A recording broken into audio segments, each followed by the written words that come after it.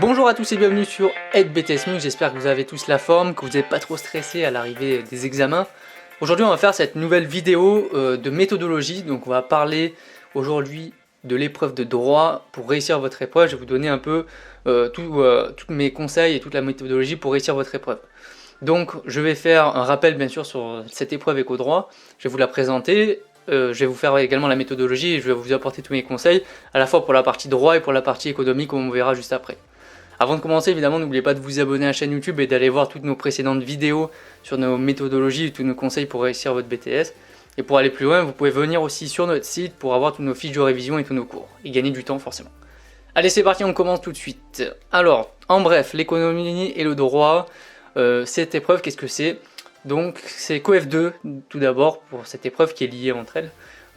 Donc elle est associée évidemment à l'épreuve de management, souvent c'est souvent le même prof qui fait l'éco, droit et management.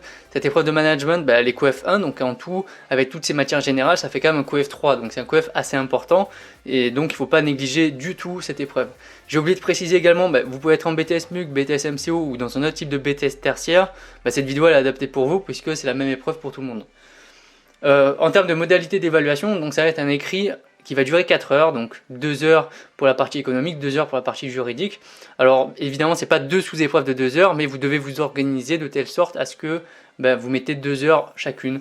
C'est à peu près kiff-kiff, hein, c'est à peu près bien proportionné, enfin bon, bien proportionné, je vais y arriver. Donc au niveau des estimations, moi c'est mes estimations et c'est ce que je recommande, c'est vraiment de consacrer 50%, 50%, puisque c'est la moitié de la note chacun. Ne commencez pas à faire 2h30 de partie économique et 1h30 de juridique. Vous risquez de négliger la partie juridique. Bref, sinon, on a donc du coup sur le sujet d'examen deux parties. On a une partie économique et on a une partie juridique. Puisque dans cette épreuve, on a l'éco-droit. Ça paraît logique. Donc jusque là, je pense que je vous apprends pas grand-chose. Le sujet en lui-même, on va commencer par la partie économique. La partie économique, vous avez toujours une partie avec le contexte, où on va vous expliquer un peu le contexte de l'entreprise et ce que, grosso modo, vous allez devoir faire. Vous avez une partie avec les consignes, avec les questions 1, 2, 3, et on vous explique, vous devez faire tel ou tel truc. Et enfin, vous avez une partie avec vos documents, donc ce seront toutes les annexes ou les documents, toute la documentation qui va vous servir à répondre à vos consignes, en plus de vos connaissances personnelles sur l'éco-droit. Enfin sur l'économie du coup, puisqu'on est en partie économique. Donc en termes d'annexes, vous pouvez avoir un peu tout, vous pouvez avoir des tableaux, des graphiques, vous pouvez avoir des textes, plein d'accords, etc. Donc l'avantage de l'épreuve d'économie, c'est quoi? L'avantage, c'est que vous avez des documents qui souvent vous rappellent les principales idées. Je dis pas qu'il ne faut pas apprendre les cours, loin de là, parce que les cours vont vous permettre de répondre de manière beaucoup plus complète et de meilleure qualité. Mais en tout cas l'avantage c'est que vous avez des documents pour vous appuyer, donc l'épreuve d'économie a priori il n'y a aucune chance de se planter dessus, si on sait lire bien sûr. La méthodologie donc c'est toujours une note structurée, comme vous pouvez le voir dans ce cas, c'est toujours une note structurée, hein. L'épreuve d'économie c'est un texte qu'on va devoir faire, donc avec plusieurs parties. Donc je vais vous expliquer un peu comment est-ce qu'on fait cette note structurée. Alors, vous avez une introduction à faire à chaque fois sur votre épreuve d'économie pour introduire le sujet. Et ensuite, vous avez un grand 1, un grand 2, un grand 3 qui correspond à chaque question. Vous avez généralement 2 ou 3 questions. Si vous n'avez que 2 questions, vous pouvez soit faire 2 parties ou sinon scinder une des questions en 2 parties. Le but c'est d'avoir 2 à 3 parties pour votre épreuve d'économie. Ça paraît logique. L'avantage c'est vraiment que votre plan finalement il est déjà là, il suffit juste de transformer votre question en une affirmation et ça vous donne le titre de partie.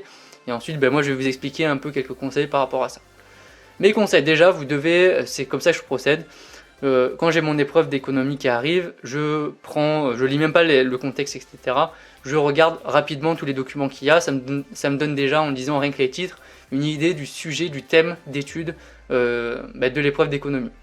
Ensuite, ce que je fais, je vais lire le contexte évidemment pour savoir dans quelle situation on est avec toutes les consignes.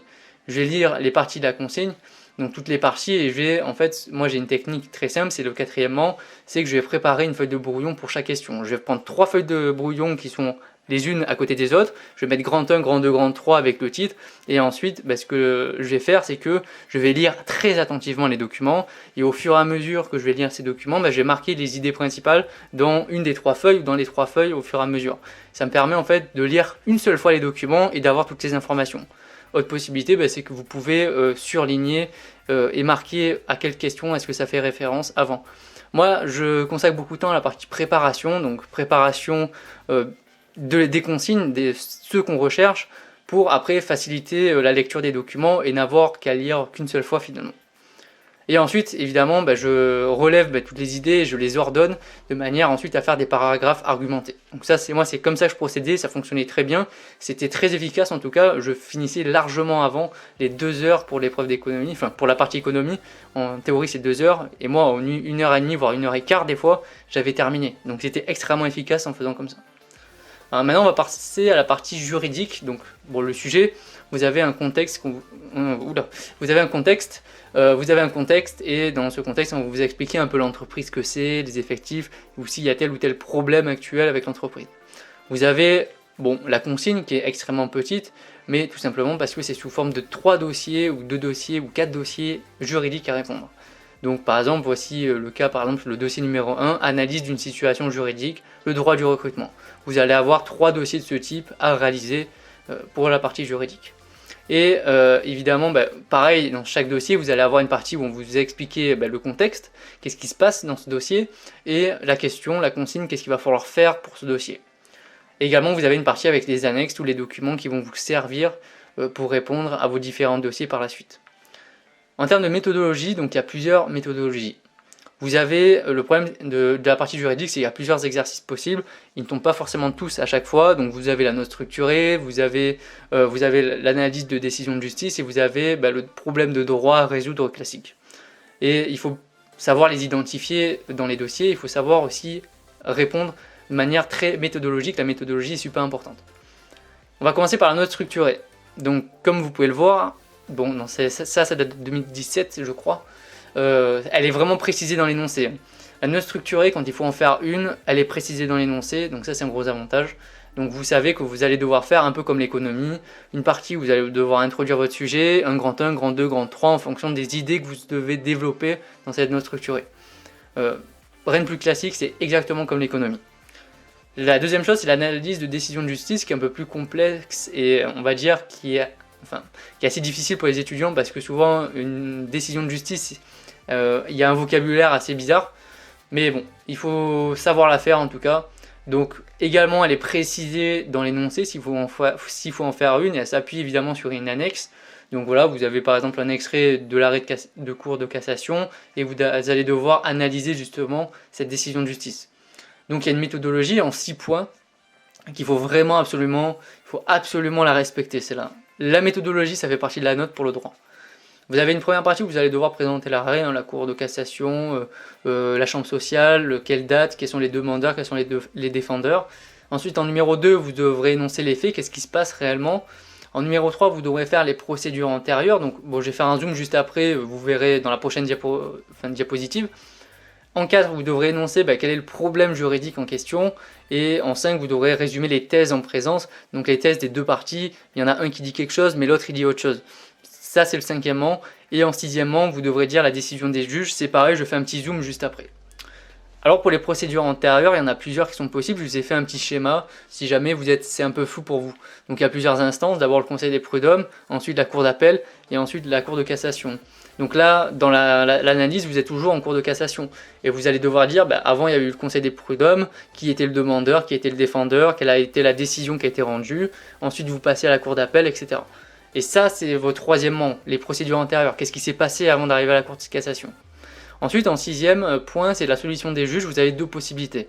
La première, c'est que le juge y casse et annule. Alors tout simplement, ça veut dire que les droits n'ont pas été respectés et qu'il va falloir renvoyer le procès devant une nouvelle cour de cassation pour être de nouveau évalué. La deuxième possibilité, c'est qu'il rejette le pourvoi en cassation, puisqu'on dit qu'on fait un pourvoi en cassation. Et là, du coup, en fait, le juge il va donner raison à ce qui a été donné justement dans la précédente cour d'appel. Et donc du coup, ça a été rejeté. Le problème de droit maintenant, c'est le dernier type d'exercice en juridique qui est possible. Donc ça, c'est dans tous les cas où il n'y a aucune précision, c'est quoi qu'il arrive un problème de droit. Là par exemple, c'est apprécier la légalité de l'annonce conçue par Maud Martin. Il n'y a aucune précision, il va falloir faire un problème de droit avec la méthodologie adaptée, qui est en 4 points. Quels sont les faits au début, premier point, qu'est-ce qui se passe? Donc tout simplement, en fait, on retraduit un peu le dossier, hein, qu'est-ce qui se passe vraiment, quel est le problème juridique, quelle est la règle de droit qui va s'appliquer ensuite, quelles sont les règles, donc là ça sort de vos cours de droit, et ensuite, quelle est la solution qui va être adaptée à cette situation. Est-ce qu'ils vont... Enfin, qu'est-ce qui va se passer en fait, tout simplement. Voilà, on arrive à la fin de cette vidéo, j'espère qu'elle vous aura plu, j'espère que c'est un peu plus clair pour vous pour votre épreuve d'éco et de droit qui arrive très bientôt. Là j'en ai profité pour faire un petit point sur la méthode en juridique qui est extrêmement précise et il faut faire très attention à la méthodologie en juridique. N'hésitez pas à partager cette vidéo si vous connaissez des gens en BTS, ça certainement ça leur aidera en tout cas. Et pensez à vous abonner également. Sur ce, bonne révision à tous et puis bonne chance à vous pour vos examens. Allez, à bientôt, bye.